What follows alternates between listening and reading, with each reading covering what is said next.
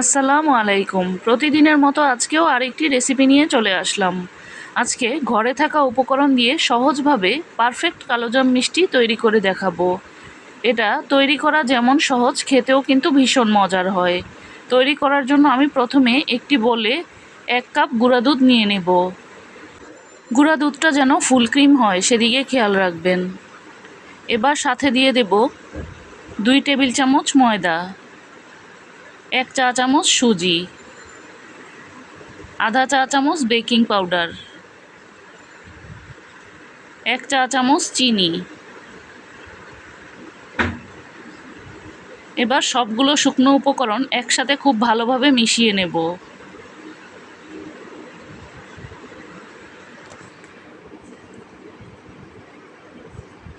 মিশিয়ে নেওয়া হয়ে গেলে 1 টেবিল চামচ রান্নার তেল দিয়ে দেব। এবার এই তেলটাকে শুকনো উপকরণগুলির সাথে একটু ভালোভাবে হাত দিয়ে মিশিয়ে নেব।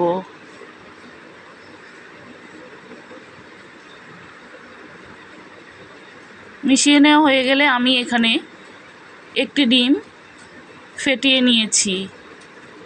এই ডিমটাকে এবার অল্প অল্প করে মিশিয়ে দেব।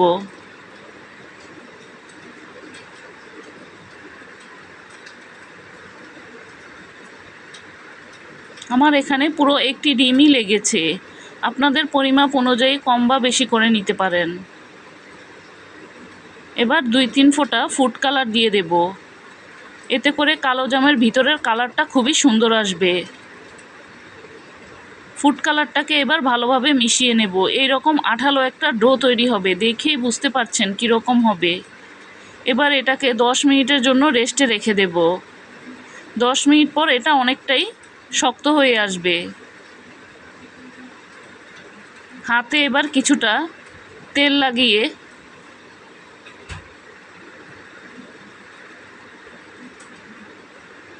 আমি মিষ্টির বলগুলো তৈরি করে নেব। মিষ্টিগুলো আমি এরকম একটু লম্বা করে তৈরি করেছি। খেয়াল রাখবেন মিষ্টির গায়ে যেন ক্র্যাক না পড়ে, এতে করে মিষ্টিগুলো তেলে ভাজার সময় ফেটে যাবে। সবগুলো কালোজাম আমি একইভাবে তৈরি করে নিয়েছি। এবার চুলায় প্যান বসিয়ে তেল দিয়ে দেব। এই ঠান্ডা তেলেই আমি মিষ্টিগুলোকে দিয়ে দেব। চুলার আঁচটা কিন্তু জ্বালিয়ে নিয়েছি। চুলার আঁচটা একদম লো হিটে রেখে মিষ্টিগুলোকে ভেজে নেব। কোনোভাবেই চুলার আঁচ বাড়িয়ে দেওয়া যাবে না। আস্তে আস্তে করে মিষ্টিগুলো নিজে নিজেই ঘুরতে শুরু করবে।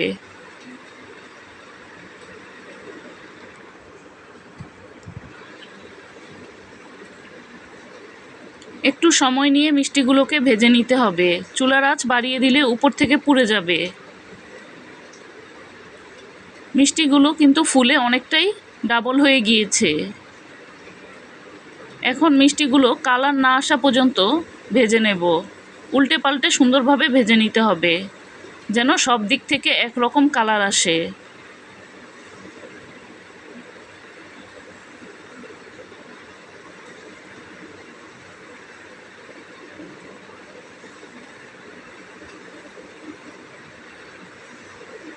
সবগুলো মিষ্টি উল্টে পাল্টে একই রকম কালার করে ভেজে নিয়েছি, দেখতেই পাচ্ছেন। এখন মিষ্টিগুলোকে আমি তুলে নেব।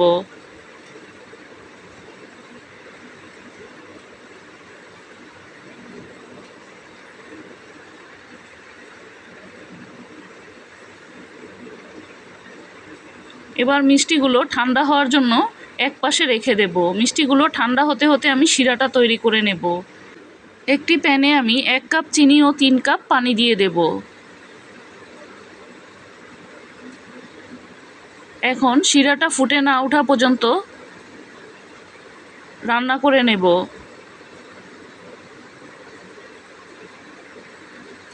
সাথে দিয়ে দেব 2টি এলাচ, এতে করে ফ্লেভারটা খুবই সুন্দর আসবে।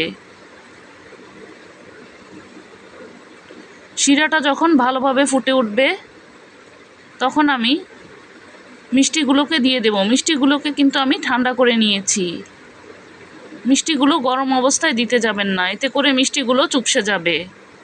এখন ঢাকনা দিয়ে ঢেকে 10 মিনিট রান্না করে নেব। এর মাঝে কিন্তু আমি ঢাকনাটা আর কোনোভাবেই খুলব না। মাঝে মাঝে হাত দিয়ে এভাবে দুলিয়ে দেব। 10 মিনিট পর ঢাকনাটা খুলে আমি আরও 4-5 মিনিটের মতো রান্না করে নিয়েছি। দেখতেই পাচ্ছেন মিষ্টিগুলো কিন্তু চুপসে যায়নি। এখন চুলাটা বন্ধ করে দিয়ে 1 ঘন্টার জন্য একপাশে রেখে দিয়েছি। 1 ঘন্টা পর মিষ্টিগুলো শিরা থেকে তুলে নিয়ে গুঁড়া দুধে এভাবে করে গড়িয়ে নেব।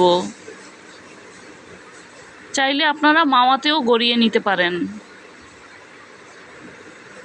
সবগুলো মিষ্টি আমি একইভাবে গুঁড়া দুধে গড়িয়ে নিয়েছি। তৈরি হয়ে গেল ভীষণ মজার কালোজাম মিষ্টি। খুবই সহজভাবে সহজ রেসিপিতে দেখানোর চেষ্টা করেছি। চাইলে একবার এই রেসিপিটি ট্রাই করে দেখতে পারেন। আশা করি খুবই ভালো লাগবে। আবারও দেখা হবে নতুন কোনো রেসিপি নিয়ে। সে পর্যন্ত ভালো থাকবেন, সুস্থ থাকবেন।